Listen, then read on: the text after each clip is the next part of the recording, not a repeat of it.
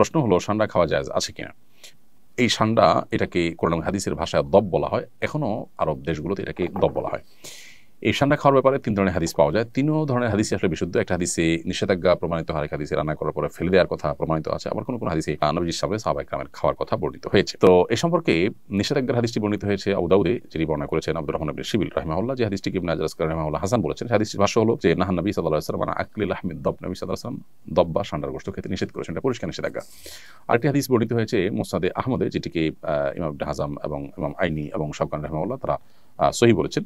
হাদিসটিতে নবী করিম সাল্লাল্লাহু আলাইহি ওয়াসাল্লামের উপস্থিতিতে সাহাবায়ে কেরাম কোনো একটা জায়গায় গিয়ে সেখানে প্রচুর পরিমাণ দব দেখতে পেলেন, সেই দবগুলো তারা ধরে রান্না করেছেন। এরপর নবী করিম সাল্লাল্লাহু আলাইহি ওয়াসাল্লাম বনী ইসরাঈলের একটি প্রাণী বিশেষ, যেটা আকৃতিকে বিকৃত করে দেওয়া হয়েছে শাস্তিস্বরূপ, সেটা হওয়ার আশঙ্কা নবী সাল্লাল্লাহু আলাইহি ওয়াসাল্লাম করে সেটি ফেলে দিতে বললেন। সাহাবায়ে কেরাম সেটি ফেলে দিয়েছেন, পরে তারা খাননি। আরেকটি হাদিস বর্ণিত হয়েছে আব্দুল্লাহ ইবনে আব্বাস রাদিয়াল্লাহু তাআলা আনহু থেকে, সেটি সহিহ মুসলিমে বর্ণিত হয়েছে এবং সেখানেও দেখা যায় যে নবী করিম সাল্লাল্লাহু আলাইহি ওয়াসাল্লামের সামনে সাহাবায়ে কেরাম খাবার খাচ্ছিলেন এবং সেখানে বিভিন্ন আইটেম ছিল, দব ছিল, তো ওনারা খেয়েছেন, নবী সাল্লাল্লাহু আলাইহি ওয়াসাল্লাম সেটি খাননি, পরিহার করেছেন।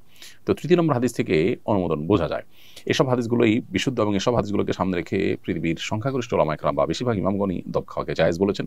আর হানাফি মাযহাবের উলামায়ে কেরাম এটিকে মাকরুহ বলেছেন, অপছন্দনীয় বলেছেন।